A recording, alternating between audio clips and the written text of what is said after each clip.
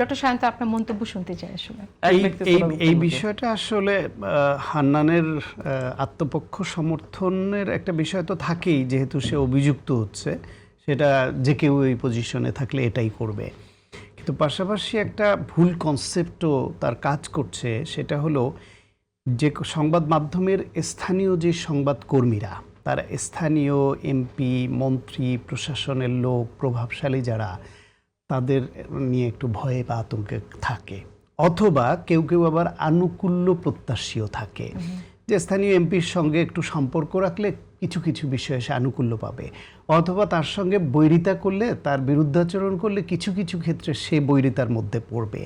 সেই কারণে অনেক সময়ই এটা আমার অভিজ্ঞতা থেকে বলি বা বিভিন্ন সঙ্গে আলাপ করলে, যে সেইখানে যেটা হয় যে ওই স্থানীয় এমপি হয়তো নিউজটা না হোক সেটা চাইছে, সেটাও না, আমি বলি একটু স্থানীয় প্রতিনিধিরা তারা রিপোর্ট করার সময়, করার পরে এটা নিয়ে স্থানীয় এমপি হোক বা প্রভাবশালী হোক, মন্ত্রী হোক, যারা, তাদের কাছে যাতে তারা একটু বিপদগ্রস্ত না হয়, সেজন্য বলে ভাই এটা আমাদের করার কিছু ছিল না, উপর থেকে চাপ আছে, উপর থেকে চাইছে, তখন আমি আর করতে বাধ্য হয়েছি। এটা একটা এক্সকিউজ দাঁড় করায় তারা নিরাপদে থাকার জন্য।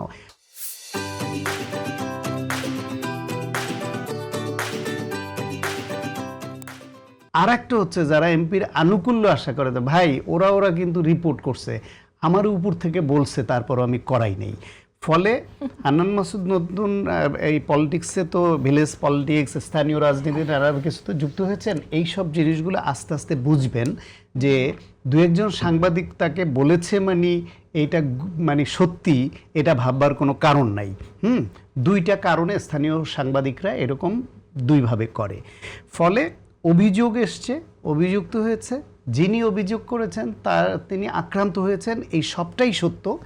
রিপোর্ট নিয়ে যেটা, সেটা স্থানীয় সাংবাদিকরা তাদের প্লটটা কিভাবে বানাতে চান সেটা হয়তো হান্নান মাসুদকে বলেছে, এবং হান্নান মাসুদের এটা একটু ফেভারে আসে বলে সে তার মতো করে এটা আবার ওইভাবে বলছে। কিন্তু এখন যদি কেউ একজন চ্যালেঞ্জ করে যে কোন পত্রিকার হেড অফিস থেকে কল এসছে বা এটা করতে বলা হয়েছে, প্রমাণ করো, এটা তো একটু আবার প্রমাণ করতে পারবে না।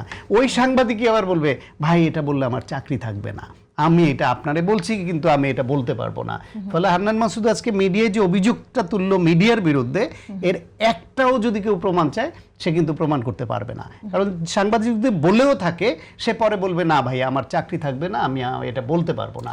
ফলে এগুলো সবই বিশ্বাসযোগ্য, প্রণিধানযোগ্য কোনো বক্তব্য না। বিষয়টা যেটা, সেটা হচ্ছে হান্নান মাসুদের বিরুদ্ধে কিছু গুরুতর অভিযোগ ইতিমধ্যে উত্থাপিত হয়েছে, ওই নেতাকে পার করে দেওয়া এবং এইখানে ওই আওয়ামী লীগ নেতাদের সঙ্গে মিটিং করা নিয়ে। এইটা তার রাজনীতি, তার আদর্শ, তার গণঅভ্যুত্থানের পক্ষের যে পজিশন, সেটার সঙ্গে যায় না। যদি তিনি বলেছেন যে না বুঝে করেছেন, ভুল হয়েছে, ভুল তো হয়, সেখান থেকে উঠে আসবেন তিনি, সেটা আমাদের প্রত্যাশিত। কারণ তিনি নতুন রাজনৈতিক বন্দোবস্তের নেতা এবং তাদের কাছে প্রত্যাশা অনেক, সেই বিবেচনায় বলছি ওইখান থেকে উঠে আসবেন।